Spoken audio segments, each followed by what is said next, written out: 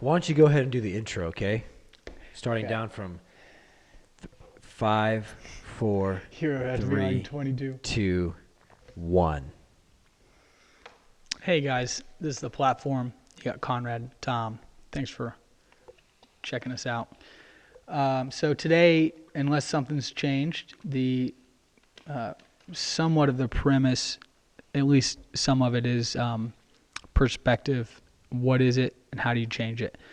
But before we get into that, how have you been? I've been pretty good. Mm. I'll be honest. Actually, I had some a lot of moments where I was thinking to A little myself, touch and go there huh? it was a little touch and go there Monday through Tuesday. Yeah, definitely. Um, just some questions came up, like what's the next step? What's my purpose here on planet Earth? And so on and so forth. So that's what kind of stopped me in my perpetual momentum. And but other than that, I'm doing good. Do you feel stagnant? Is that where the Not stagnant, but more like plateau. Because to me, stagnant's more like you stopped. Stagnancy. Plateau is like you're going, but you're not ascending. And I feel like I hit that recently. So that's where, and we kind of had a conversation about this yeah last night about me yeah saying, God, like, what's your purpose for me? Like, yeah what am I supposed to really do? Because I could use my own imagination and creativity on what I can do next. But then I'm like, well, what's my purpose? Like, what am I supposed to do next? Like, really? Like, yeah. well, I'm just not gonna conjure something up anymore because I can do that easily, you know. So now it's like, I want to know what that is. Like, really? So where do you think you pulled your presupposition that God has a very specific plan for you? Well, great question. Because what else does it come from? Like, where else would I get a plan? Or From the world? who's to say that anybody gives a plan in general? Like Good question. I mean, Why does anybody do anything? What does anybody get their plan from? well, it's self-generated, and Sure, they socially base it. conditioned, Yeah, they base it on their. biological, your biological, your what would they call it? Like it's built in your DNA on what you're supposed to do. At least from a biological perspective, it's like if you're a woman and you're reaching the age of 30, it's like, okay, time for me to have kids now. That surpasses all other desires that I have. That's a biological desire, which is a very, very strong one. And then let's just say you're a woman who's 30 years old who lives in a culture where you're supposed to have kids, this many kids, this husband, and this type of lifestyle. That's ingrained from your upbringing, from your culture.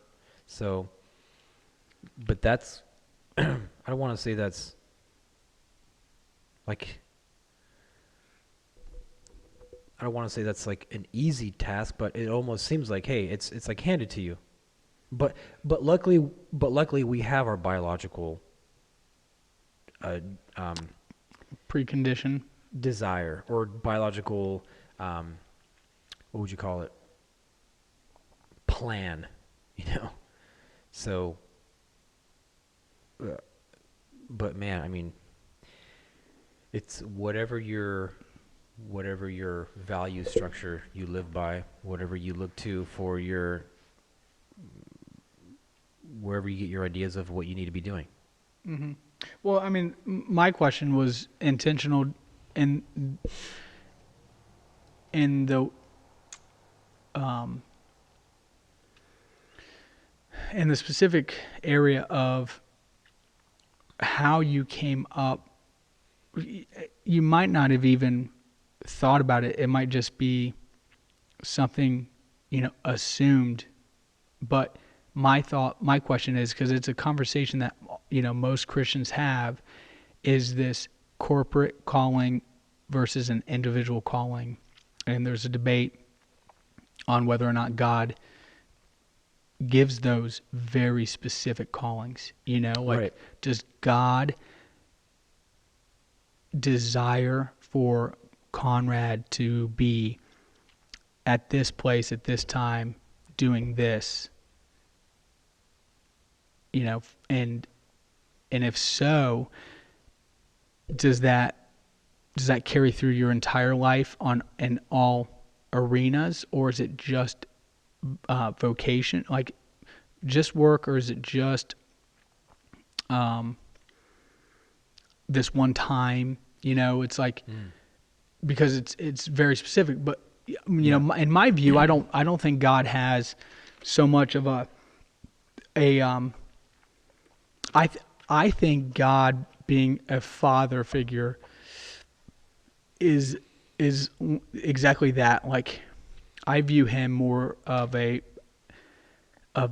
guide than a dictator. And not that he's a dictator, even in your thing, because you're seeking him, Mm. and that's fine to seek God Mm. and say, "Hey, what do you want me to do next?" But to Yeah. assume that you have to, or that there is a specific answer. Yeah. There's only one. That assumes a lot of things. Yeah. And Right. is everybody supposed to do that? God, there's a scripture. It might be Ephesians 2, like 10. If it might be, but it's like, to do the good works that God had prepared in advance for you. Yeah. And people read that verse, and I've had many conversations about it. What does that mean? Is that a specific, are these specific things that God has called us to, or are they kind of just like a general, hey, help the hungry, help the poor, Mm. Mm. love your Yeah. Yeah. neighbor, do good things? Those are kind of like, corporate. And then, I think you see instances in the Bible where, like Moses, or like Moses, the burning bush, Mm. and Mm. seems like God had a very specific plan for him. Yeah. Um, Well, I think you have the authority to ask that question once you believe that there is a plan for you from the Almighty mm-hmm, King. Because think about it. What if I was an atheist right now and I didn't believe in any God? I just believe that we were a result of billions of years of genetic mutations, evolution, and here I am as a primitive monkey trying to figure things out. And so, what do I do? What do I do? I just do whatever's in proximity to me.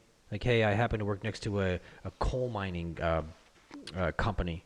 The whole town works at the coal mine. Well, that's what you're going to do as a result of proximity.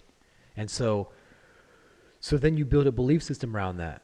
Like, hey, this is what I'm supposed to do. Well, it's like, well, no, you're doing that because you're in proximity of a coal mine. mm-hmm, And what else are you going to do? You don't have the fearlessness to pick up and take off and go seek something else. And even if you did, you're going to end up doing whatever is in proximity of the place you end up at. So, I, I mean, I feel, especially after this whole journey of going through, um, like, I mean, the things that we've been going through on the platform so far, like the law of attraction, things like that. Dealing with what else? What are the other things that our subconscious programming, mm-hmm, things like that? It's like you look back and you look back at yourself and say, okay, well, this is I am here's this is why I am the way I am. And once you kind of go through all these things and you no longer identify with what you used to identify with. You have a blank slate. And then you say, well, what now? And in my personal experience, I'm saying there's a God mm-hmm, and there's an almighty creator and there are plans. And I heard that quite often, like, oh, it's what's God's fate for you, things like that, Mm-hmm. and I never really believed in that, probably because I really didn't think about it too much. But now I'm starting to believe, like, hey, man, if I can get the enthusiasm to do anything and just go at it full speed until it's achieved, great. I can do that through multiple avenues. Yeah. But I found that when I do these things, I lose I lose interest in them Mm-hmm. fairly quickly once it's achieved. You're just like, okay, well, there's that. And Yeah. now what? And so you arrive to the point. I arrive to the point where I say, okay, like, what do you want me to do? Like, what do you want me to do? Mm-hmm. Am I going to follow in the footsteps of my parents? Which, some people do that. Some people just take the father's path. Mm-hmm. The daughter takes the mother path, or whatever. It could be the daughter takes the father's path. And I don't follow the path of my parents. My dad was an aviation technician, had 3 kids by 35, and immigrant. And I just like, I can't relate to that. Yeah. I don't desire that. And so so here I am saying, God, what do you want me to do? Mm-hmm. So anyway, that's how I'm doing. Yeah. How are you doing? I'm doing great, man. Just really content with my situation, and it's not a great situation, and that's okay. That's fine.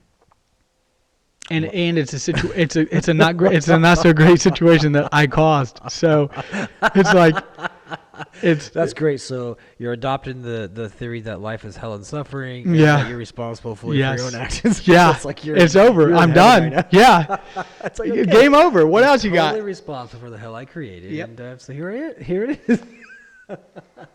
I mean, honestly, when you accept that, Yeah, that's a powerful it's a thing. it's a freeing thing. Yeah, it It, is. it It's very freeing. it lets you navigate through life in a different way. Yeah. Which is what we're talking about, perspective. Yeah. What is perspective? Right. I mean, what is it? Yeah. Yeah, let's get into that deep. I didn't do any research on it. Probably the same as you. But let's just use our primitive monkey brains to figure it out. Dude, I've been swinging on trees all day. It's been a Yeah. It's good it's been a practice. workout.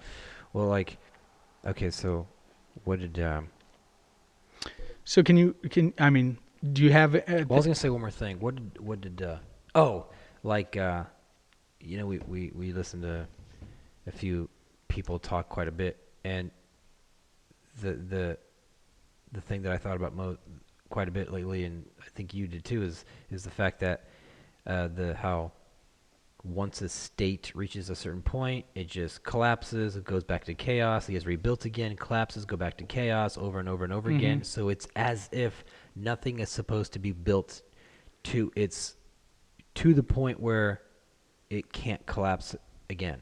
It's like that's inevitable. well, Building, breaking, rebuilding, breaking, rebuilding cycle. well, I mean, there was a little bit of a prescription there that you can keep a state evolving if you evolve with the times. As long as you make changes to it, and and that's how the state stays, operational, and progressing. But that doesn't alleviate the suffering. It's interesting because when you were talking about your cycle of being enthusiastic, achieving, and then losing interest, and that's the first thing I thought of is like, you're doing these states, like you're building it, order out of chaos, establish the state that you're in, then you plateau, or you get to a point where it's no longer working for you, and so now it's a new state. But depending on your view on that situation, you could look at it like, I think there's a little bit of what Peterson said, is this idea that the I mean, like you're free to do whatever you want. Yeah. You know, like if you get bored of something, you're free to stop. Mm. If you reach a goal, you're free. I mean, you're well within your capabilities to move to something else. Yeah. But as far as the negative aspect of it, the lack of enthusiasm or disinterest or whatever, Mm. you can I think you could attribute that to suffering. You know, like that's part of suffering, like that discomfort or Yeah. like whatever it is that, you know, however you want to view it. And in that regard, like that's going to continue to happen in anything you do. Forever. Yeah. Yeah. And so unless you have something that is worth the suffering, then you're going to be in hell. You're creating your own hell. Yeah. Yeah. And so Right. who did Peterson quote, you know, if you have a why, I think it was Nietzsche. yeah. If you, he who has a why can bear any how, Mm-hmm. And so it's which like, is so true. oh my It's gosh, just ridiculously true. which is the gospel. You know, I mean, it's like if you know why you're existing at a fundamental and eternal level, Yes. Right.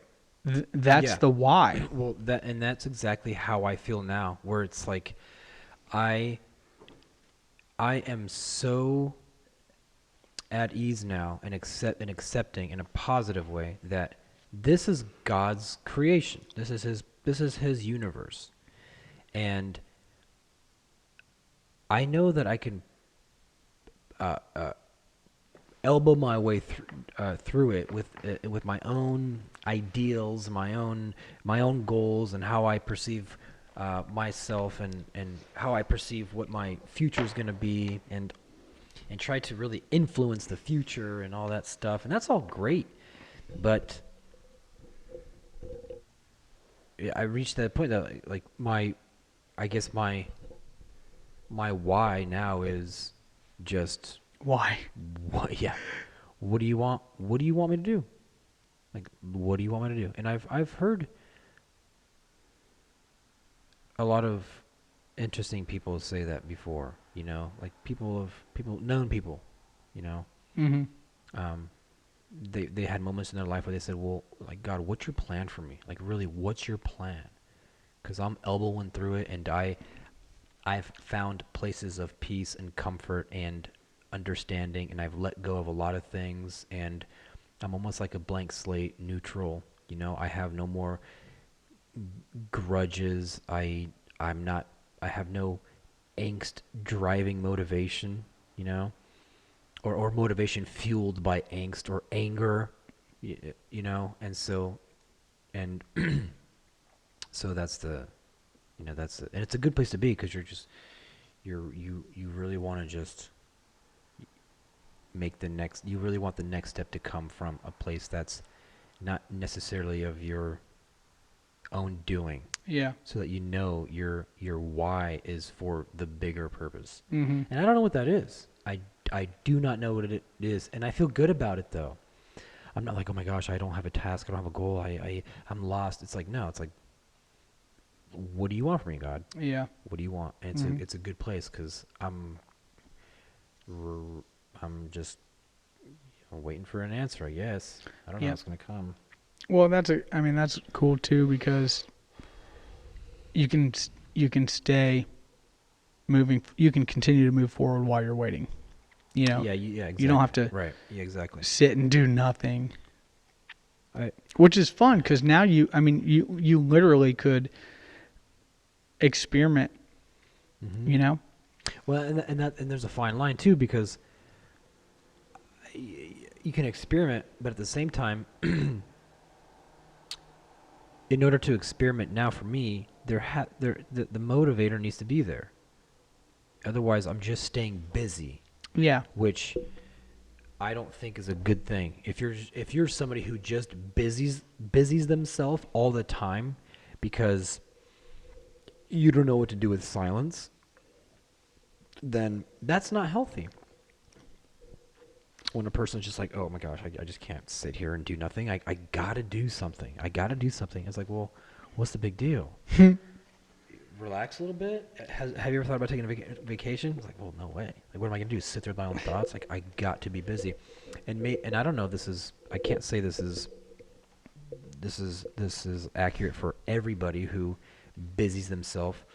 But it seems like there are some people who busy themselves so much because if they were left with their own thoughts, it probably wouldn't be good, Yeah. you know? So, but yeah, that's the current state of things. Um, Anything else you wanted to add before we talk about No, I mean, perspective? what is perspective? Hey, good question, man. Yesterday when I was falling asleep, I was in my theta phase, and I had I a know that lot of phase. great ideas about perspective, Yeah. and then I forgot them all. Yep. But I do have one because I brought these. I remembered it because I got these two things. Now, so without having studied this like the academic scholars and kings of knowledge that we are, what would you say perspective is? Perspective in my working definition of it, it's a little gray, but it's a system, it's a process, like it's some type of system in which you use information that you have to perceive the world, like it how you see the world, how you see reality as it is through your perspective, and your perspective sees it the way that it does based on the information that you have stored in your mind. Yeah. And not just information, but experiences. Right. Yeah. Yeah. It's extremely complicated. Nobody knows how. I mean, nobody. We know so little about so much. How the brain works. Mm-hmm. Consciousness. We don't know what consciousness is. But check this out. Somebody walks into a room, and you and I both know this person. But your experience with the person is great, and my experience with the person is awful. Now you and I are sitting here. That person walks through the door, and then immediately your information field, it puts a lens of perspective on that person, Mm-hmm. and then I have that information field as well, and Yeah. that sits in our brain, in our psyche, in our thoughts, and so okay, so that's interesting because you're like, well, where's that? Where is that information? Where does it sit?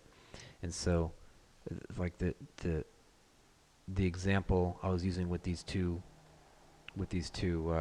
batteries, which are identical. Right? I just picked these arbitrarily. I was gonna try to find like two pieces of paper or something that were identical. Mm-hmm. But these are pretty much close. So if I said something like, okay, look, so these are two batteries. This one was manufactured and just came straight out of the package. Okay, this one here actually, a boy bought, and he took it out of the package, and he used to power his radio, and he brought that radio to a baseball game that he was playing at. And during the baseball game, there was a stray dog that grabbed the radio and took off with it, and the boy ran out of the game chasing the dog. The dog jumped over the fence, and before the boy can get to it, the dog buried it. And for like months, the boy kept going back to try to find it. Finally, the dog came out Are of they the house. rechargeable batteries? No. Finally, the dog came out of the house and started digging, and the boy saw where the dog was digging and saw the radio, so he grabbed it. And then he also grabbed the dog, and him and the dog became best friends. And everywhere they went together, from then on out, they had that radio, and they would play music, and they'd have all these great experiences. So that battery has that information, and this battery is nothing, right? So, but I could switch them around and say, look, this battery right here, and this is truth. Like, I'm telling you truth right now. This battery right here is the one that came from the manufacturer. but this one's the one with a story. And so you look at it different. And that's perspective. Like you have that perspective there. So it's like perspective is almost like a story in that sense. Mm-hmm. And so the interesting thing is that, okay, so wherever that perspective lies in our brain, it almost gets like compartmentalized with everything. Yep. So then when you think about something, all the information comes up. And think about how many different perspectives we have on everything, including ourselves. And they're just stories. And so when you look at something, you immediately, subconsciously throw that filter of perspective in front of it. And so then now that's how you see that thing. Yeah. But as we know, that can be changed. And that's also what's interesting about perspective. How you can change it towards certain things, especially towards yourself. Mm-hmm. So perspective is just information. Yeah.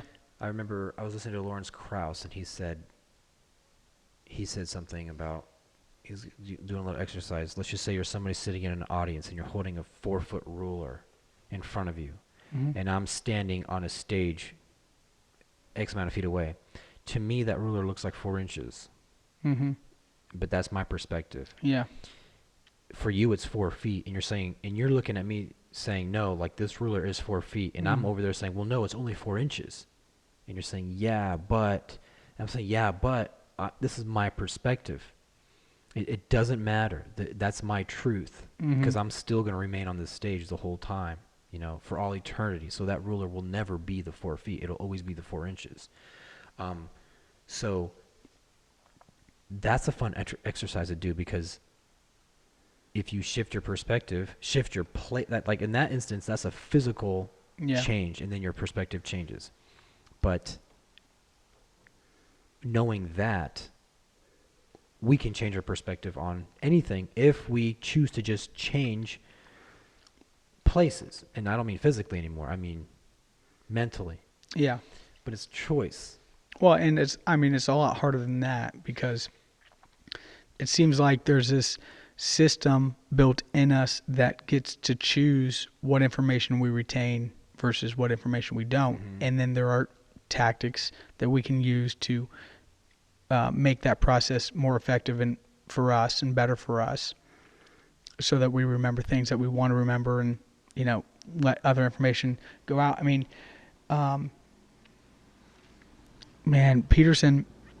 Jordan Peterson just said in a lecture he was given that I listened to yesterday, and he said, man, and I think it was in the first video of the Bible documentary. I think it was that one, and it might have been like towards the beginning of the video, and he was like,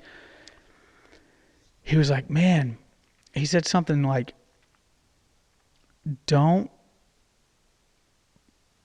I'm paraphrasing, but it was this idea of like, don't put yourself in a position to just learn new information. Like, you shouldn't tell people useless facts, and you should not like try to, I mean, he didn't say don't listen to them, but like avoid those situations where useless facts are coming in, because your mind only has so much room for information. Right. Yeah. And, and so he was painting this picture of this idea of, man, choose wisely what you listen to, what you put yourself in front of for the potential to hear something, because, that information, whether you agree with it, disagree with it, like it or love it, hate it, you don't necessarily get to decide whether that sticks with you or not. Interesting. And that's a fun concept to at least navigate life through, because to some degree it's true. It's like, man, I have some really weird information stored in my mind. And there are other times where I'll see like a landmark because I'm in the remodeling industry, so I travel within Columbus a lot. And so I'll see like a street and I'm like, "Oh my gosh, I've heard of that street and that's where it is." That's where that street is. And I'll try to like drop a pin in my mind, and I'll even do things to try to associate it, like, okay, Park Street, it's, in Bexley and it's right by, this movie theater. And sure enough, every time I've tried to do that, I can't remember it. So you couple that bit of information with what you said about the lens going up, the filter. Yeah.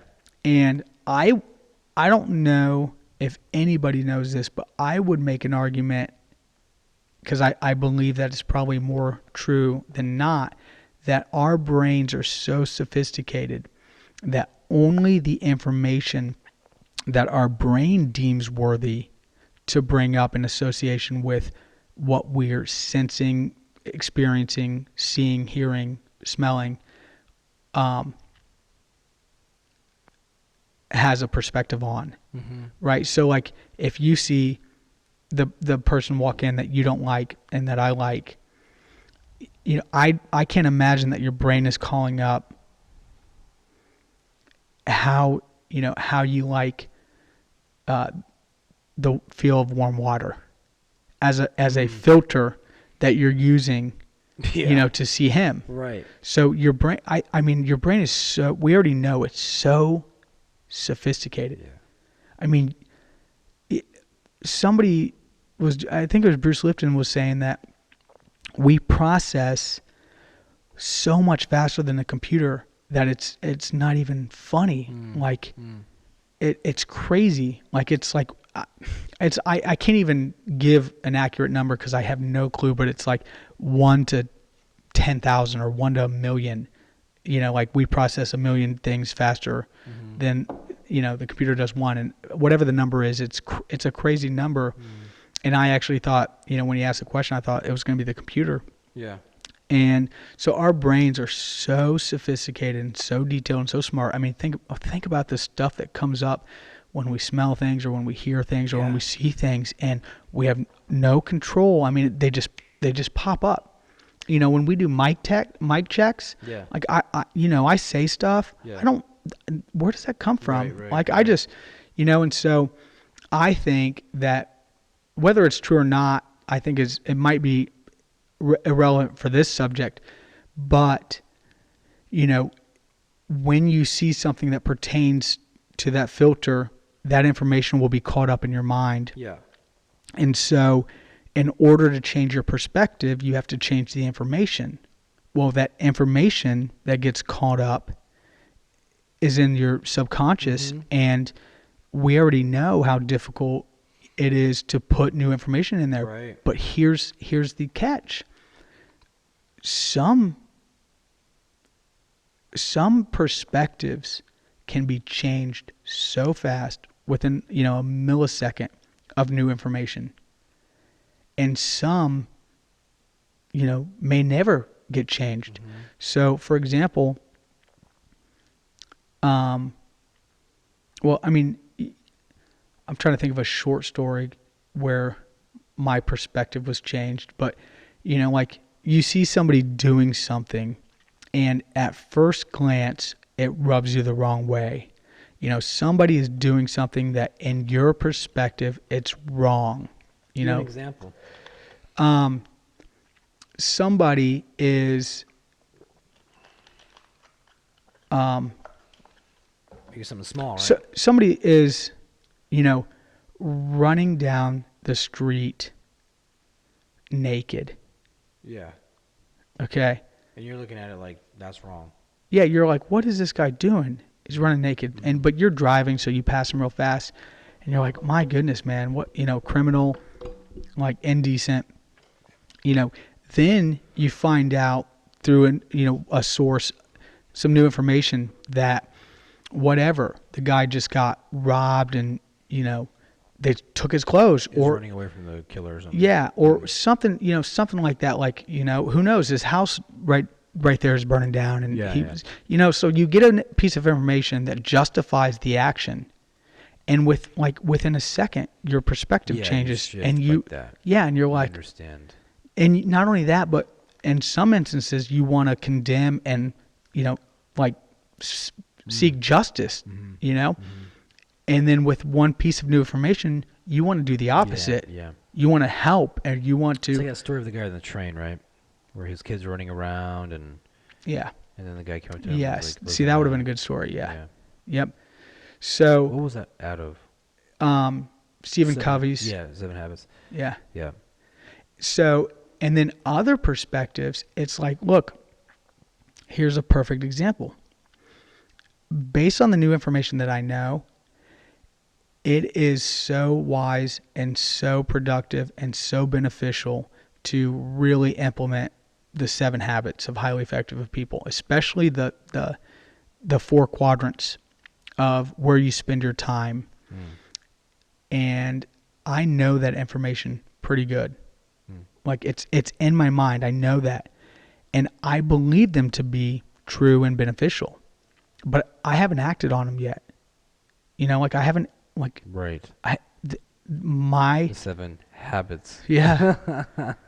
So Yeah, dude. so think about that.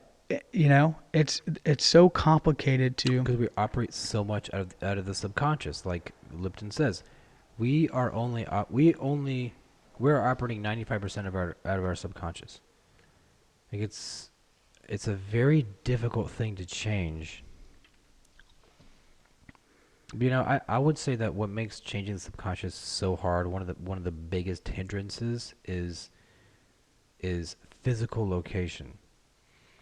Because it's like if you're somebody who wants to lose weight and you live next to a Dairy Queen and you always go to Dairy Queen and you're chomping away on burgers and yeah. ice cream and you're just packing on the calories and you're sitting there going, oh man, I can't wait to lose weight. And then you say, you know what, I'm going to do it. And then you, for 2 weeks, stop eating Dairy Queen because you just have the drive and the will to do it. And then you wake up the next day and then you get up and then you make your bed, the one that you've made a billion times before. You go to the same bathroom you've been in a billion times before. You brush your teeth like every morning, like you do every morning. Same rituals. Get your same mug. Mm-hmm. Just pour the coffee that you like at the best, medium roast with your 2 things of whatever and all this, and then you get in your car and you start the same way. You take the same route and you go to the work and you do the same thing. You talk to the same people and the same problems are occurring, and then you get up at the same time. Get back in traffic, go home, and then you start driving by that Dairy Queen, and you do that over and over and over again, and you keep driving by that Dairy Queen. Next thing you're just like, well, I'm gonna go grab a cheeseburger real quick, and then you get back into it, and then 6 months goes by, you're still weighing 295 pounds, and you're like, gosh, why didn't it work? Mm-hmm. Like I told my subconscious that I'm gonna change, and I started doing it. How did I get back to square one?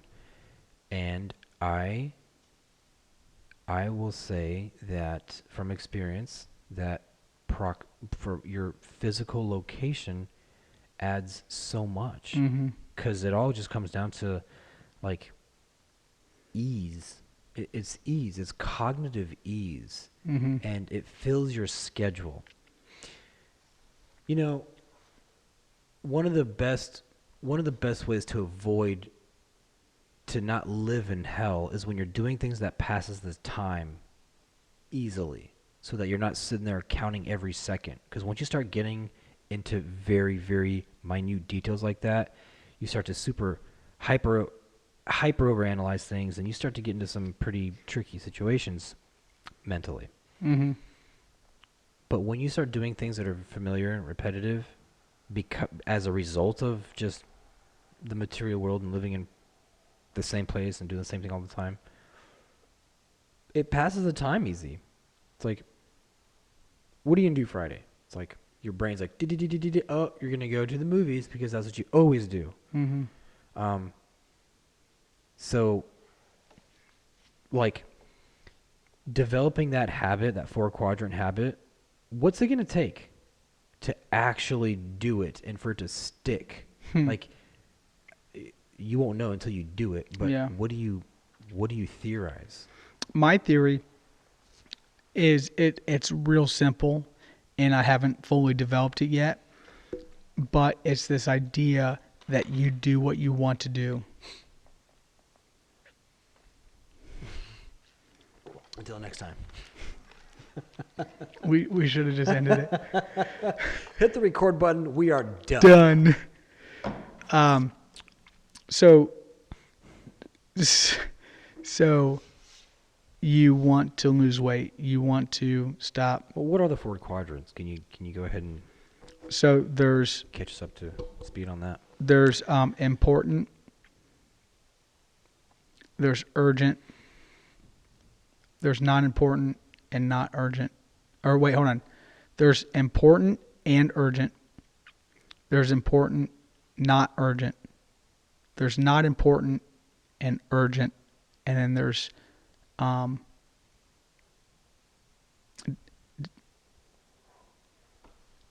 important, not urgent. And I think that's where you're.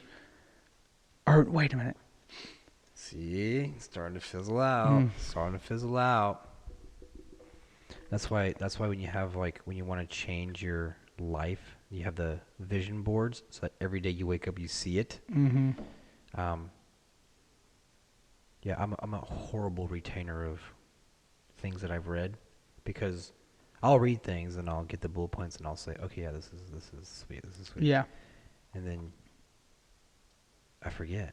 Well, I think that's how perspective works. It's like early on in the platform when we were talking about perspective, there was this dialogue that was consistent among scholars, and it was this idea that your perspective is a story.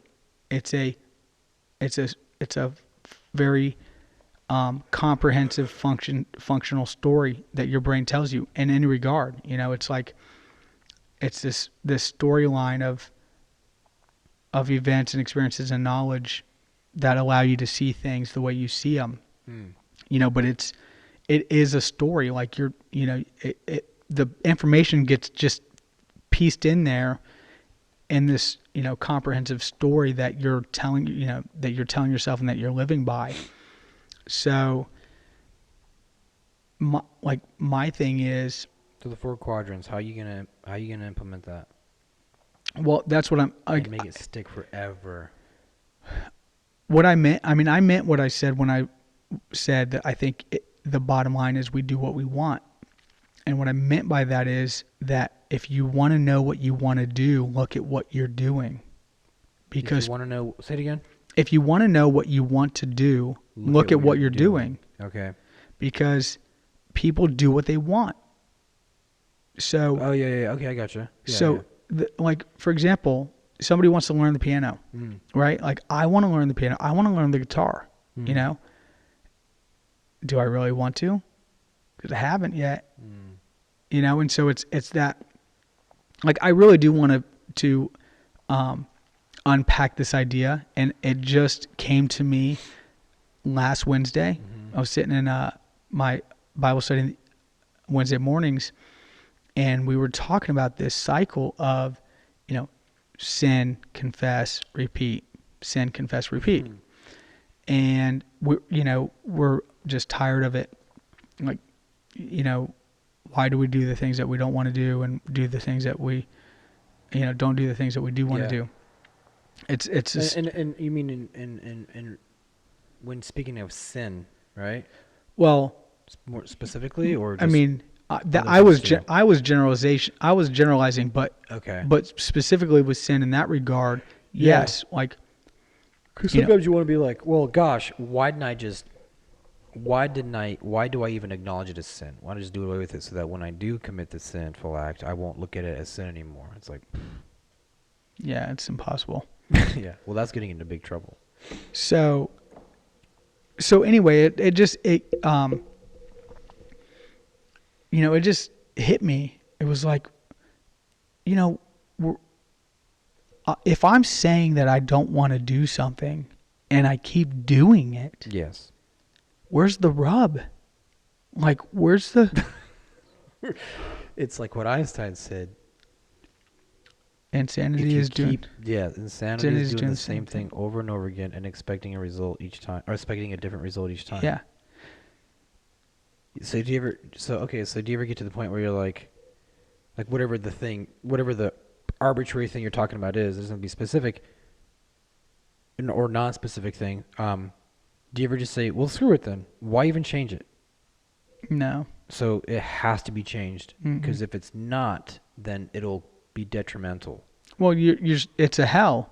It's a hell. It's a hell. Yeah, Yeah, you recognize it as a hell. yeah, you keep waking up in hell and you're going, here's another day, man. Yeah. I just can't figure it out. Well, I mean, it depends what you're talking about. Like Yeah, I mean, it could be like something as making your bed in the morning, or if it's like, gosh, I just keep snorting this cocaine every day. Yeah. It's like, you nailed it. I gotta get on.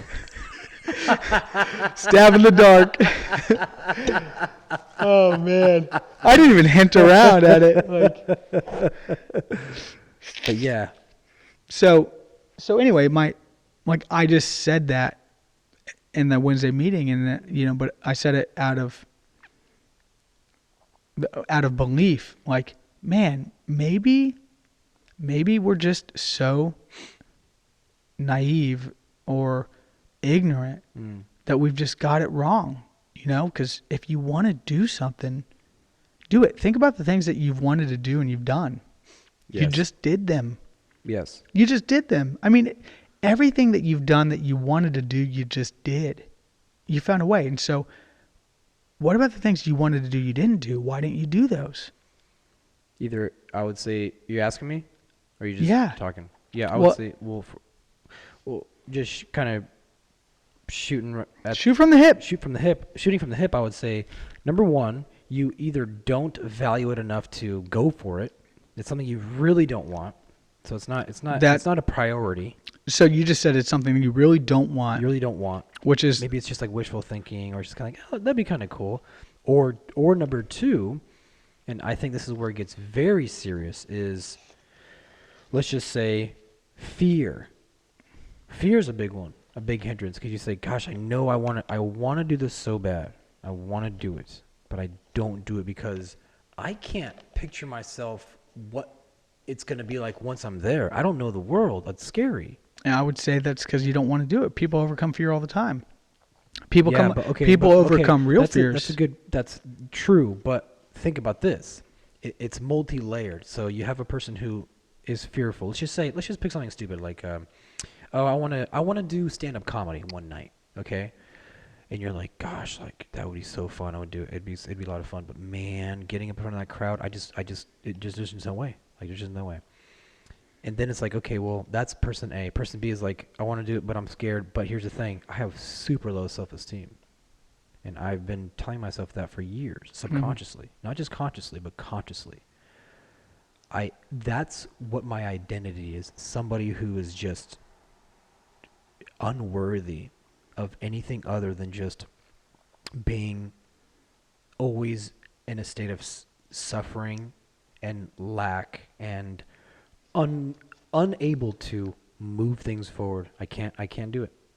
Like, so how do you answer that? Real simply. Okay, we're fleshing this out for the first time, right? Like I don't have premeditated answers. Yeah. And we're primitive monkeys figuring this out.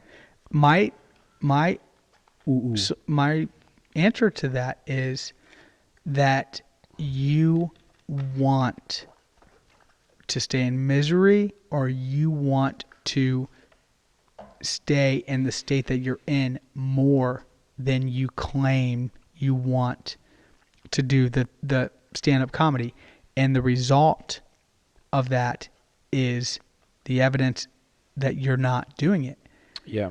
It's like you get comfortable in your own hell. It's like, it's this idea of the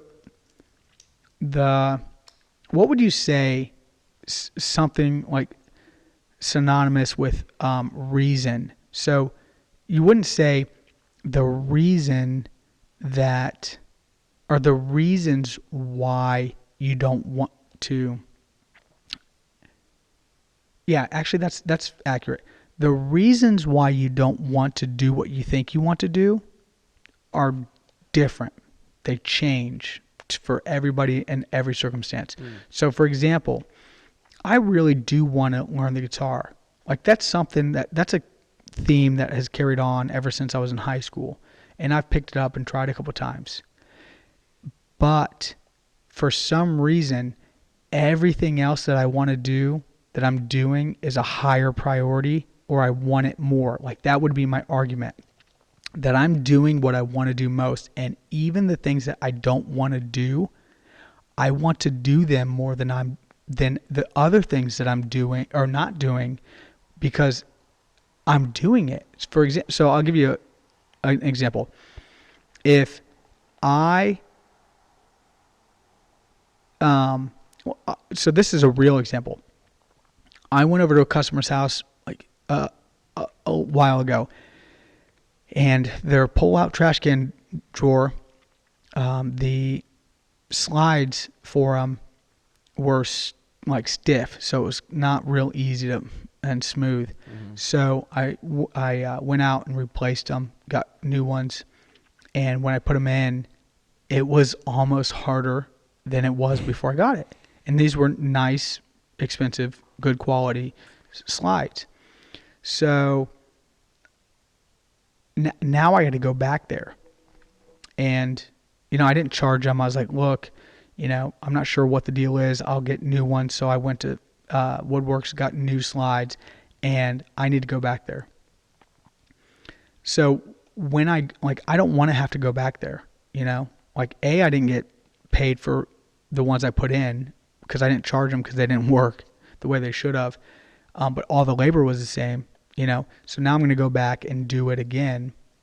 And I don't want to, but I'm going to. And so my solution to that is that I'm going to do it this Saturday. And let's say that between now and Saturday, somebody invites me to do something very, very fun. And you're going to go do it. Or you're not going to go do it. I'm not going to go do the fun thing. Right. I'm going to go do the thing I don't want to do. Yeah. So my theory is that you want to do the construction thing more than you want to go play, but on a grander scale. So you want to save face. Like, let's just say I want to save my reputation, or I want to honor my word, or I want to do right by people. Mm-hmm. So you could say you want to do that more than you want to go, skiing. Mm-hmm.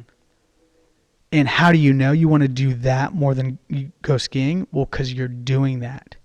And so it really boils down to you do what you want.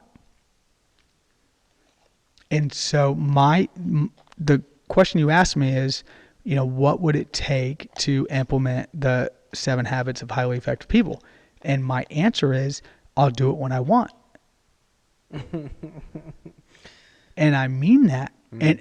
And the thing is, I'm actually, it's crazy as it sounds, is I'm actually working on a plan to get to the place where I want to do that. So, and what I mean by that is I'm getting rid of all the unwanted wants. Mm. Yeah. All the things that I do right now that I like to do. Yeah. I don't want to do anymore. Mm. And so now I do things that I want to do, right, that I don't want to do. Right. And so once I get those out, and once I catch up and I get a schedule that, I can actually have the best advantage or the best chance of implementing Stephen Covey's habits, that's when I'll do it. Yeah. I want to set myself up for success, and whether this is true or not, it's true for me.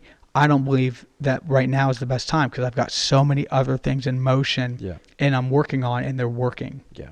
And I'm very happy with the way they're working. And so once those become second nature, and once, I feel like the timing's right for that, then I'll do it. Yeah. I want to do it now, but to my point, like obviously I don't, and there'll be a time. So, I don't know what the blind spots are on that perspective, and I'm sure there are, but I really want to flesh it out. I want to figure out, how logical and how far can you take that theory? Because if it's accurate, wow. I mean, how like empowering and liberating is that information? Like for me, information is power, and it can be liberating because just a new piece of information can change your whole life via perspective. Yes.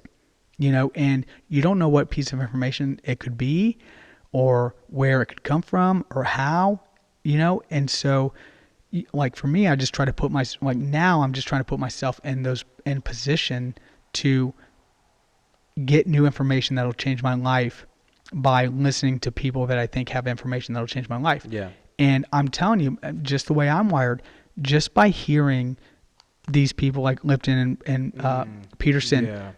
speak about things that I already know about to some degree, but say them in a way that I can really resonate with, Yeah. has had the power to really transform me. Yes. Man, you made a great point. And We'll see you guys. Thanks. look, I'm looking. one of the most powerful things is setting yourself up in a way so that you are now open to new information, which is admittance to the fact that you do not know, anything, and you just now saying that made me think that, oh, you're in a position where you are open to information. Like that is such a powerful place to be, because first off, you have no bias, at least to a certain degree, and you're not bullheaded. So, how many people do you know or might have encountered who you can just tell they aren't willing to accept new information because their value system is structured around certain things, like certain anchors or whatever you'd want to call it, that if somebody comes in and starts to shake the foundation to that, it's an uncomfortable feeling when somebody says, hey, this is what I believe, or here's the facts about something. It's like, well, actually, to tell you the truth, what you thought was factual, it's actually this. And then they get super defensive about it, because there's something that happens in our brain that makes us want to defend what we think we know is the truth, even though the truth is contrary to what they think is the truth. And so that's an interesting place to be. And so you got to ask yourself the question also, is how does a person get into that position to be, because earlier you said something like, you were referencing Peterson when he said, look, you don't want to take in everything. And when you were saying that earlier too, I thought about somebody once said, it was a video about talking about how to change and how to do all that stuff, and they said there has to be a 5-to-1 ratio. A 5-to-1 ratio is this: it's for every theory there's 5 actions, and they say that do not become an excessive theorizer, which is somebody who is constantly taking in new information. And when we bring in new information, it makes us feel good, like we get excited about it, like, oh yeah, like there's changes on the way, like this is good, as I need. And then you get in that super excited state, and then you leave, and then you go back to everything back to the way it was. So excessive theorizing, getting too much information that you can't it's information overload, so you can't act on any one thing. Yeah. So but yeah, going back to the whole being in the state of mind where you are now fully open to information, and it's a extremely powerful place to be, because it doesn't ever end. Mm-hmm. Because you think about it, you'll be 50 years old still knowing how important knowledge and wisdom is. Like how vital it is Well, to always be challenging what you think you know, yeah, and bringing in new information, of course. yeah. It is one of the greatest mindsets that I've experienced. Yeah, you're like clear. It's like you're like it's like, you know, those little, you ever see those nature videos where they show the bottom of the ocean and they have those little things that come out of the ground? They're like, they come out of coral and they have like little fans for hands. They're the funniest looking things. They come out and they have these little hands and they look like fans, but they're little nets. Yeah. And when the flow of the sea, the bottom of the sea, it has this like current to it, and these little algae get stuck in the nets, and then they grab them and they put them in, and so they're always going like this. And then they come in, they gather, and then they go out. And it's like, that's how the mind is. It's like, dude, get the information. Yeah. But again, it's like you can't store so much, you can't bring it in. Mm-hmm. But And there are, so to answer a couple of your questions, there are very strategic, preventative ways to guard yourself from useless information. Now, you can't do, I mean, you can only control so much, right? But you can control what you can control. So Yeah. start there. You know, what can I control? So, you know, I didn't put this on you, and we talked about it, but I haven't listened to anything but that Christian radio station since I called you that day and you know, said, hey, we should try challenging each other to. oh yeah. So that's been good, you know. But you can put yourself in different positions to either be in places where you know you want to learn, Mm-hmm. you know, and then also the opposite. You can pull yourself out of certain places where you know that there might be some bad information, whether that be on the TV or on the radio or a friend group that's, you know, always No. this and that. I mean, really, like, and these are all biblical truths. You know, everything, like all this stuff about protecting, you know, and guarding your heart Yes. and your mind and renewing your mind. And so the other question you asked, I'll tell you this, man, it would be really interesting for experience sake to objectively see how I'm doing in regards to operating out of a understanding that you don't know everything, and some of the things that you think you have right, you have wrong, and you have no clue. Like, Tom, you have absolutely no clue which is which, and you don't know who out there has the different information and how they're going to present it. So, and taking something that Peterson said, so when you're talking with somebody, why don't you just do yourself a favor and act like they might say something that is true, Right. and surprises you. Yeah. What's the rule? Like talk to somebody as if they can teach you something. Something like that. Yeah. And here's the thing, he took it a step further, and it was like so profound. He said, in order to do that, and by doing that, you have to put yourself in a position where you let your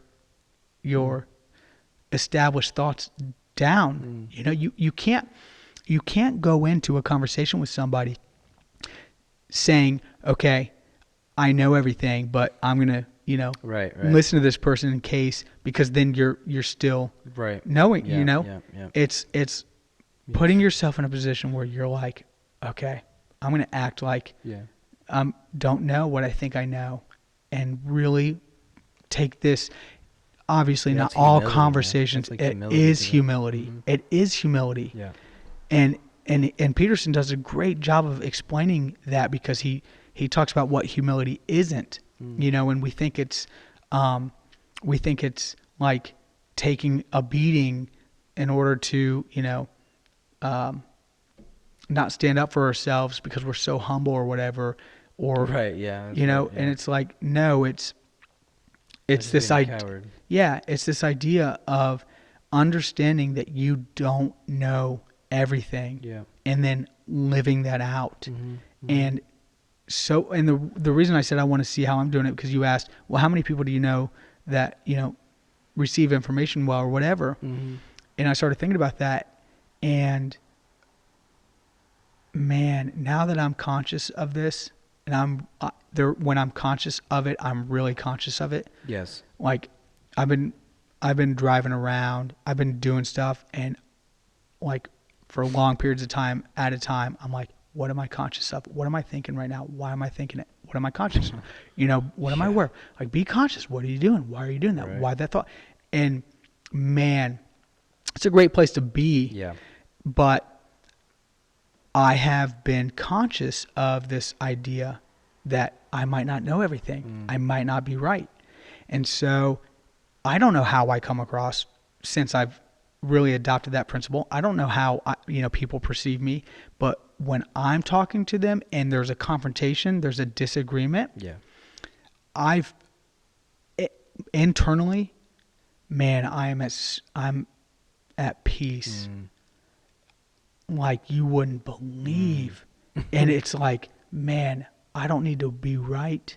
Amen. I dude. don't That need to is win. Such a powerful place, dude. Like, that is power, man. it is That is liberating. power. It is That is power, dude. You don't That's have to. kind of power too. It's not an oppressive power. You don't have to defend yourself. You don't have to Yes. get the last word. Yeah. I mean, this is completely opposite of who I was. I mean, this is, dude. Yes, man. It's Yeah. whoa. That was a little aggressive on the yes No, on that you're one. right, dude. Wow. 'Cause Okay. look, well, here's the thing. What Look, else? Here's the thing, man. Like, maybe some people don't know this, but like, I've known you for a very long time, and it's interesting to see how you say that now in a place coming from a place of wisdom, whereas I remember times where you were in arguments and you were like sticking to your guns, but that's just part of being ignorant youth, but some people never grow out of it. No, that's human nature, man. Like, Yeah, human nature. Yeah, exactly. Dude, it is. because that stays with you. Yes, it does. It is immaturity, but Yeah, and man, since this was like supposed to be about perspective, and we talked a lot about about a lot of things. Here's how we can really tie perspective into this. People don't want to be wrong because it shakes their identity, and our identities for the people who are just who have a identity Fragile. structure that's wrapped around something very fragile, yeah, then they won't bring in information, and they want to. It's like Peterson said. It's like conversations. Most conversations are not a positive conversation. It's just people trying to impose their thoughts on other people, Yep. so that they can get them to agree. Because we love to be right. It just makes us feel so good. It's a chemical thing. It is, man. When somebody's like, "Oh, really? I didn't know that," and you're like, "Yeah, like I'm feeding them information, and they're coming over to my side, and man, I feel empowered." Yep. So, here's the question. What perspective does a person need to adopt in order to let go of all their truths that make up their identity, that make up what they think, how their worldview?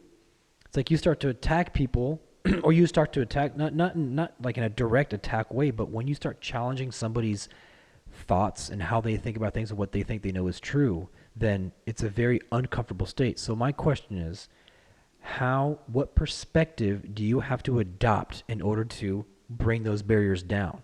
Like, it's got to be something very deep. It can't just be like, oh, let's try this exercise. Yeah. It's like, what is I'm talking down to the core of cores, the most subconscious of the subconscious. It's like, what is it?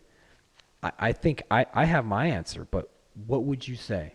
Because I want to see if you're right. Because then if you're wrong, I'll let you know. Yep. I figured that Just was kidding, no. that was I got it. You have to explain the shake joke. my foundation, man. Well, I think at the core of what you're saying, there has to be a foundation from which you get your identity. Okay, so all right, well, why don't we do this to make it easy? Why don't I be the person who's the bullheaded one, and you're talking to me directly? So just to make it easier for me to understand and a viewer, instead of Well, me trying to think about who you're talking to. okay, I'll do this for sake of you wanting me to do this, but I would never do this. Sure, This right. is Yeah, yeah. this is contradictory to what we're saying. Like, if you don't want to receive this, then I wouldn't even put it on you. Okay, what if I am a person who's like, look, I'm bullheaded, man, and Okay, I yeah, I don't wouldn't know want. how to. If somebody starts to attack one of Yeah, my views, like sure. I can't give in, man. So So I what would. do I fall back on? How do I get a foundation that is so stable, that's open information, but yet I won't go insane or lose my orientation? So I would say first identify. First identify. Where you find your identity. What is your identity found in? And if that person doesn't know, then I don't know. I can help navigate that. Like. I'm just me. I'm just me. Like, I don't understand what that question means. I don't know what my identity is. So why? Let me ask you this: Why, if you saw, answer me this hypothetically, and take on your scenario, okay? Take on your character. Yeah. So you drive by Wendy's in Johnstown, and you see that they're closed, Mm-hmm. and it's a special occasion that they're closed. Okay. You drove by at 7 p.m. I drove by at 6:50 and they were open. Mm-hmm. Okay, so you call me and you're like, "Hey, um, you know, this might not flesh out well, but what are you doing?" And I'm like, "I'm getting ready to go get my kids and get Wendy's." And you're like, "Oh no, they're closed." They're closed. Yeah. And I'm like, "No, they're not. They're open." And you're like, "No, they're closed. I just drove by, they're closed." And I'm like, "No, I just drove by, they're open." Okay, so that's a bad argument. This is a bad scenario in the situation because it's not only objective and you're right and you saw it and you could explain that because I trust you. You could be like, "Hey, no, I drove by at 7, you drove by at 6:50." Oh, okay. But let's just act like that's not an option because there are situations where you can't just do that. You can't just say, "Well, yeah, I read it over here and that makes it true," or "I saw it over here." When you argue something, usually there's the proof is somewhere else, and that's why the argument's there. So my question to you is, all right, you and I get in an argument and you're like, "No, it's closed. I know it's closed. I just drove by it." And I'm like, "No, it's not." So my question to you is, what makes you upset about me not believing you? About me not adopting your advice, your perspective? What is it that is really causing that tension in you? Figure that out. Why does it upset you when you tell somebody something and they don't believe it? And not in regards to like you're a liar, because it's not like I'm not saying, "Hey, you told me that you did this thing that you were supposed to do for me and That's a you good didn't question. do it." That's a good question. I'm saying find out Yeah. what it is that makes you so upset that somebody didn't accept your. Yeah. And here's where it breaks down. Can I give you my answer? Yeah. Is it going? Fun, dude. So what I thought about in character, I'm thinking this. I'm thinking, well, the reason why is because if I don't get affirmation from somebody else, then what that does to me is it makes me lose a sense of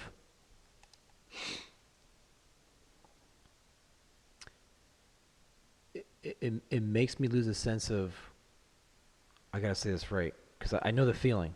I know the feeling. I bet you do. It makes me. You probably sit in it It- all day long.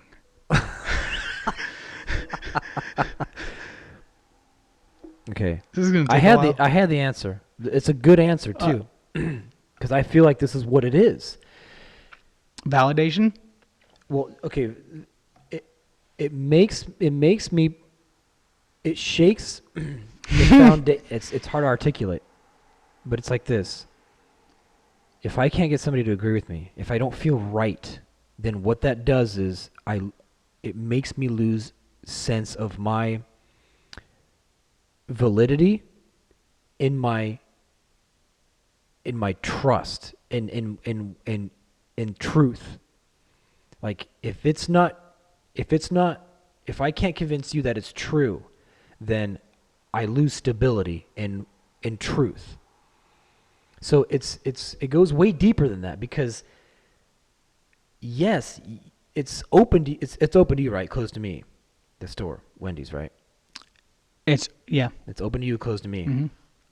Irrelevant, really. It's what it is if I don't have a feedback loop from other people, then I lose sense of orientation.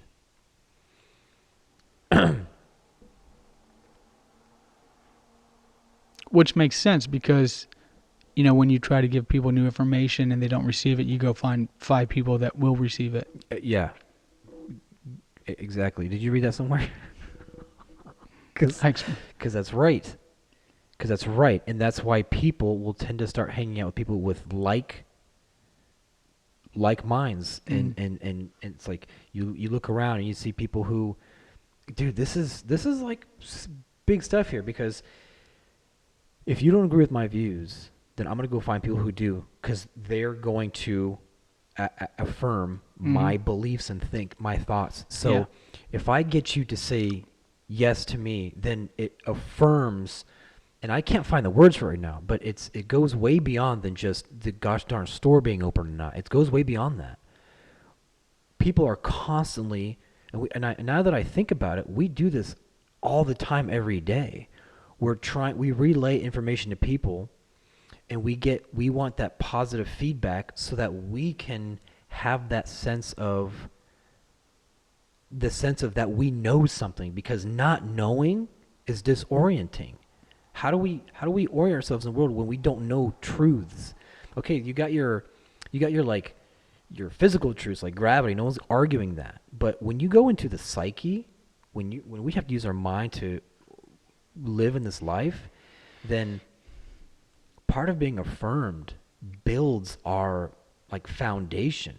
And man, dude, that's the ego. Mhm. The Yeah. ego loves Yep. that, Mhm. because then it's like look at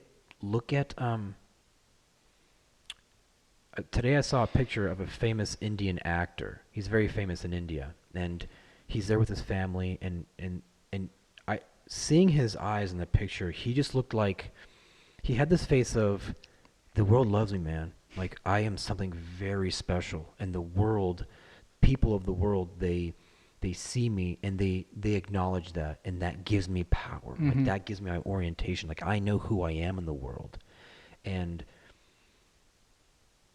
if I were to see this guy in real life, I'd be like, dude, like you're nothing to me, not in a negative sense, but Mhm. the way you think like I elevate no man. and Yeah. and if you cut somebody's ego down like that, they're just like, well, then who am I? And I think it all comes down to self-worth.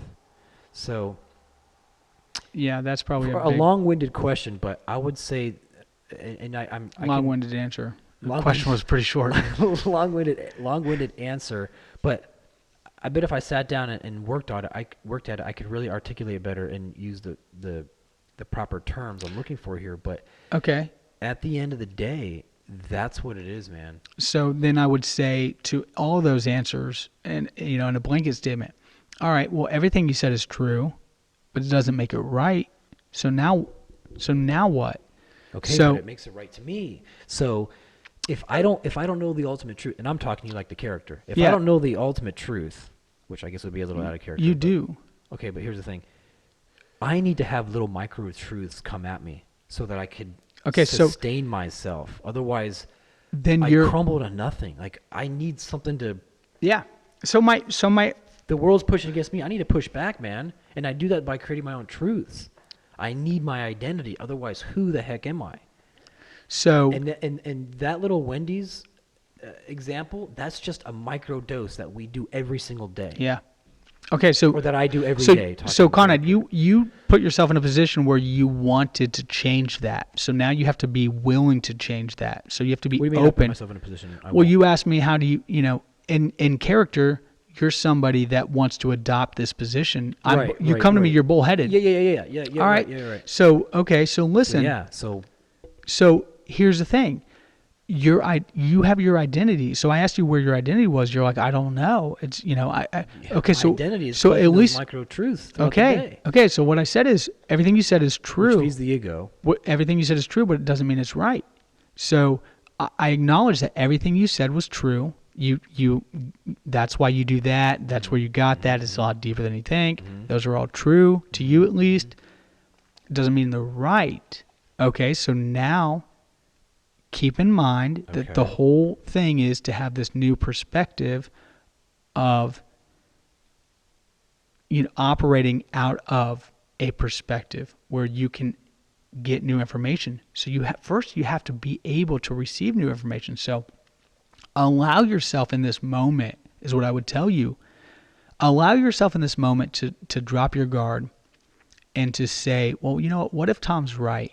Let me just hear this out. But let me hear it in a way that allows me to hear it, to really receive it. Let me just drop everything. Just drop all your, presuppositions, all your assumptions, all your biases and prejudices, and just I have hear. one question though. Yeah. How do I know that the right that you're about to tell me, is it really just another truth that I'm telling myself? Like, how do I So really know? through 'Cause experience. what if what you think is truth isn't right? Like, how do I know that? So that probably would have been established prior to you asking me the question, because you putting yourself in front of me and saying, hey, I'm this way and I want to change, implies that I'm somebody that you could come to because I'm either modeling it or whatever. But Well, I guess you could say I'm open to it. okay, so to answer that question, I would say, look, here's a real tangible answer, right? Try it on, see if it works, and if it doesn't, what do you have to lose? You'll know if it work. You'll know if it's right. You'll know if it's true because you'll experience it. So I'll tell you how to get there, and you can do what you want with it because it's not going to bother me. Okay, so what's the first step? The first step is to recognize and to possibly accept that your identity is wrapped up in the wrong things. Okay. So you tried to tell me that Wendy's was closed. Was it closed? No. It was. Well, it was. I'm sorry. What the hell? I'm sorry. Yeah, it was. It was closed. Yeah, it was closed. All right. So do you know it was closed? It I was- mean, I yeah, guess you do know it because it was closed. It said, it said we're closed. Oh, you were the one saying it open. Yeah, it was closed. All right. So you know that. Yeah. That's true. Why do I need to believe that? It doesn't change it. Right? So what does me agreeing or disagreeing have anything to do with the objective truth that you're saying? You know it's closed. Okay? So What I'm saying is you need to be in a place where you're so content with who you are that you're comfortable knowing that you're right. And you don't have to have validation because because you know you're right. You don't need to put that on anybody else to be right. You don't need anybody else to believe you to be right. So be confident and comfortable and content. even if it's wrong. Well, no, not if it's wrong. But what I'm doing, what you're about to do, what you're about to experience is going to allow you to more freely navigate within that realm of, I don't know if it's right or wrong, because you're going to have, an openness to hear new things and then to judge by yourself whether they are right or wrong, good or bad. So if you are wrong, so And hypothetically, if this situation happens again, and you say, well, what if I'm not right about my view? Mm-hmm. That's a great place to be. That's exactly where you want to be. That's it. You already got it. I win. My goodness, man. It's like, it didn't take long at all. I mean, you're already like, well, what if I'm wrong? Well, that's exactly where I want you to be. That is it. He said, you already got it. I win. So, No, but that's good, though, because, dude, like what you did, because I was really putting myself in that position. And what you did, like, it made me start to feel like it was okay to not worry about you agreeing with me. Yeah. Like, I started to feel that. Yeah. Because I was really putting myself in that position of Yep. because it was easy to do because we've all been there. We can recall that emotion, just like wanting to be right, wanting to be right. And you can play that role anyway because you can want to be right. While we're, like you could have argued from a point of like, no, I want to be right. Mm-hmm. Like I want to stump Tom. Mm-hmm. I want to give Right, exactly. answers Yeah, that yeah. really trip him up. But I'm beyond that though. Like as a person, like not to. Well, I mean, like I've reached a point in my life where I've went through that process where I realized nobody has authority over. I can't. I don't give anybody the power to. Because if I need somebody to agree with me, then the power's in their You're hands. depending. So it's like part of the Stoic philosophy. It's like don't give anybody the power. Mm-hmm. And so, but that was good, man. Like Like 12, man. that was really good. Well, I appreciate it, and there's so much more to it, but it's Yeah. a great place to operate out of, and But yes, you'll be not you, but it'll surprise you how how the results are. They're the opposite of what you think they would be in so many ways. Not only are you free when you're content and you don't have to win an argument, but the person that you're talking to, the relationship's so much better. And then you have such a better chance of them actually receiving the truth yeah, that you're telling yeah, by doing the opposite of what you thought was going to be effective. Mm-hmm. And man, just like anything else in life, there's exceptions. There's moderation. When to use it, when not to. Like right, like there are some times where in kid situations, scenarios, parent kids Sure, with right, boss, employee, like, you have to know when to be stern. yeah. I think it was Lipton who did this. Lipton, or one of those guys we've been paying attention to. He had a party with his daughter. He was throwing a party for his daughter, and a bunch of kids came over. And the girl started to be she started to unwrap her presents, and the kids started playing with them, but she started grabbing and saying, no, these are my toys, like these are mine. And she started flipping out, and so like all the kids got stunned. They were standing there. The dad comes up and says, look, fine, you don't want anybody to play with your toys, that's fine. You sit in the corner and you play with your toys while we go outside and play. And it was and I don't know if that's the same thing, but it was like the power that she had, or that she thought she had, was taken away from her. And then she realized like it was like almost like a heaviness lifted off of her, because I can't remember if she went to go play with them or if she was like, okay, everybody can play with the toys or something like that. But it was the instance of, fine, get what you want, but it's not going to be good for you. Yeah.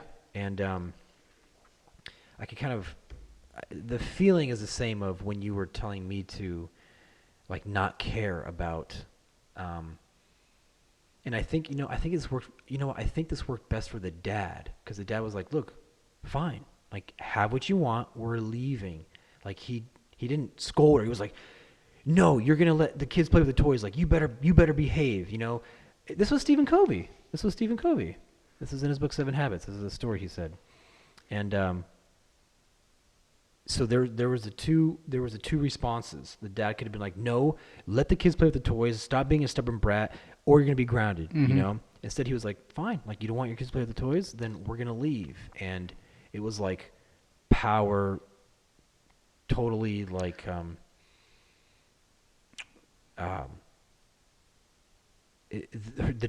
giving the daughter the decision was like um, the power would have been if he would have yelled at her. Like that would have been empowering for the daughter because she knows she can get the reaction from the father like Mm-hmm. that. So, um, so like when somebody agrees with you, you know, or if you want them to agree with you, and so you fight for that, Yeah. and but to let it go, to be the one who lets it go. Well, and not only that, but what I got from that story is that she learned on her own. Yes. And that's something Right. that is so powerful because, something that you learn because you're taught has a different weight and significance to it than something you learned and because of experience. Yeah. Right. Somebody that's, I hear people that have, it's crazy, man. It is crazy. And then I got to go. But I know people that have only been with one person, their husband or their wife, in marriage and sexually, and they have questions, regrets, concerns, doubts about their past. Like, oh man, like I've heard things said like, oh, I wish I just would have experimented a little more, like I wish I Yeah. would have done, things differently so I know, I don't have anything to compare to it. Like whatever the reason is, Sure, yeah. and somebody from the other side of it, everybody from the other side of it is like, dude, you're, dude or woman, like you're being ridiculous right now. Like you have no idea. You think the grass is greener on the other side and it's not, like I've, well, I guess there's no way to know both sides because you can't experience both sides. But coming from the other side, I can tell you, it's not a fun place to have, different sexual experiences with different women that are in your memory forever or whatever, and that you can call up even in the midst of, doing it with somebody else, Right, so right. like, and then just all the other psychological stuff that goes into that. But, they learned through teaching that they should be with one person, that it's the right thing to do. They didn't experience it, they didn't experience the other side of it, to know. I experienced the other side of it, and I'm like, dude, it would have been great to, to know, or it would have been great to experience what you're experiencing. And the thing is, like, I am so content with my answer and so sure of it because I know the experience, right? Like I can confidently and for sure and certain tell that person, trust me, man, trust me, you're wrong. Like you think you do, but you don't want this baggage, you don't want these experiences. And he Gosh, that's interesting. can't say with that certainty. Yeah. So what does he do? Well, you have to learn to be content with it, to know, and that's your identity, to know that you made the right choice, that you're right, and that that you're walking in that truth. And then to say like, hey, even if I don't, feel like this, I know it, and then hopefully the feeling will catch up with it, So like, even if you know you're right and you feel like you're right, and the person's not buying it, like, can you still be content with that without the gratification and satisfaction of validation? Can you? There's a little bit of misery there. There's a little bit of discomfort, right? Or the opposite of satisfaction when you didn't get that validation. But nothing's changed. Like the information hasn't changed. You're still right. So can't you be content in that? Like, can't you learn to be content? And my experience is that the more you practice it, the more natural it becomes, and then it's like, and so the reason I said that, and I'll end with this is I have finally started to expose and talk about and have dialogue with myself and with you about the uncomfortable things of my life, the habits and whatever Right. character defects that I have. And across the board, from scholars, it's when you have something hidden or whatever you want to call it, a habit or some a flaw, a character flaw, you don't want to address it. You don't want to talk about it. It's scary. It's ugly. It's shameful. It's fearful, and I'm finally getting to a place where I'm welcoming it with a peaceful heart, and it's crazy.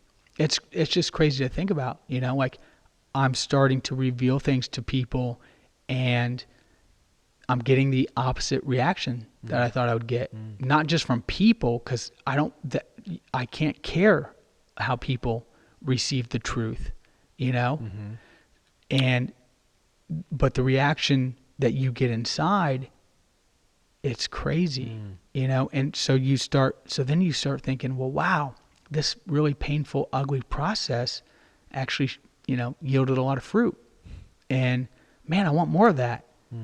And that ugly process wasn't as bad as I thought it was going to be. Yeah. It's like, oh my gosh, can I do this again in this area? And so, man, it's mind blowing how the opposite of what we think can happen is possible, and in areas where we didn't think it was possible. And you won't even start or navigate through that if you think it's impossible. If you think, oh, if I do this, there's no way I'm going to get the result that I want, you won't do it. Yeah. Right. And so you have to put yourself in a position of like, I probably am in this position because of Peterson's talk about, not knowing everything, to operate out of this idea that you don't know everything and you might be wrong and somebody else might have something good to say. And so put yourself in that position, humble yourself. And it's probably because I got in that mindset that I was like able to say, you know what, this is bat crap crazy. There's no way this is going to work out good. But what do I know? Everybody else is saying it's powerful and liberating. Like, what do I know? Well, let me give it a shot. Yeah. And then boom. Man, that's good. But you have to be at a place where you at least entertain the idea of not being right. Yeah. Which is a very vulnerable place. Oh man. But like you said, you keep practicing it. Yep. You get good at it. That's awesome, man. It trickles down, man. It's a waterfall, because the not being right thing is just, that's a secondary, byproduct of it, of being humble and being content, Yeah. And you do learn so much, new powerful information, because you're receptive to it. You're able to put yourself in a position where, not only can you accept it, but you know how the universe works, the law of attraction and all that. And so next thing, you're in realms that you didn't even, I know. You're just, it's just crazy, man. You just have no idea. Your life can drastically change in one experience or one instance or one bit of information. And for me, like I said, to you in that phone call the other day, like, I could trace it down to you in this season, I could go farther back, or I could stop at Peterson, or I could stop at Lipton, or I could go to God, but like really, as far as the path that started all this, it gets traced down to Thanksgiving. Like that's right. that's it. Coming up on a year ago. Yeah. Next month. I mean, that's so cool too. What a crazy year, huh? Yeah. Go ahead. It's just so cool to be able to trace it to something so powerful and specific, Yeah. I mean, our engines were turning before that, but dude, that was it, man. Like, and me coming out to, Maine, it was powerful in a lot of ways, It was like a culmination of just a bunch of life events happening and starting like all at once. That was the date that I attribute it to, being like, okay, I'm done. Enough is enough. Like, I don't want to live in this misery and depression. So I need to start, getting better, put myself in a position where I can learn some helpful things. Yeah. And my first thought was, well, let me get out. Let me get out of this Yeah. familiar area. Right. That's Changing your yeah. surroundings. Yeah. It's like I just need to and let me put myself in a position of, or let me put myself where people love me and accept me, and want me to be around. Man, what a good point, dude. Man, that is a key reason why I came to Ohio. Now that you said that, it made me realize why I came to Ohio. Like I said, among many others, but it was being around familiar people who I can be myself. Yeah. Which is powerful, man. Mm-hmm. That's powerful. Jeez. And all my family has been great and supportive through this whole thing for the most part. I didn't always perceive it that way, but Yeah. But man, I left my family to spend Thanksgiving with your family, Yeah. and I knew that I'd be accepted and in good company. Yeah. And it was Yeah, that's right. That's a crazy concept. It is a crazy concept. Yeah. Man, so good.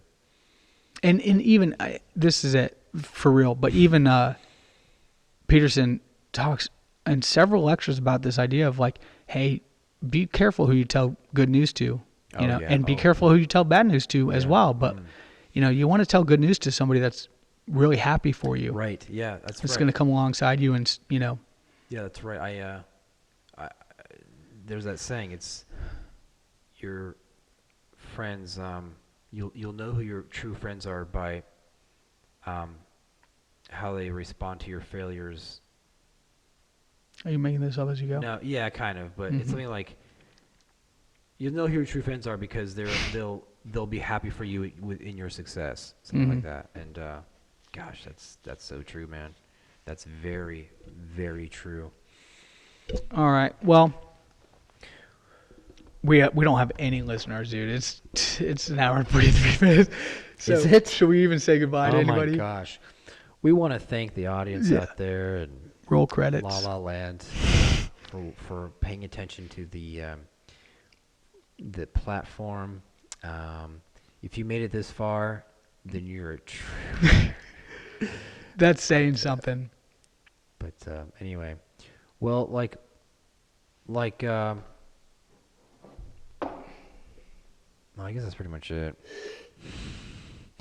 I was gonna say like what else is coming up, but we've done that too many times and haven't delivered, so let's just end it.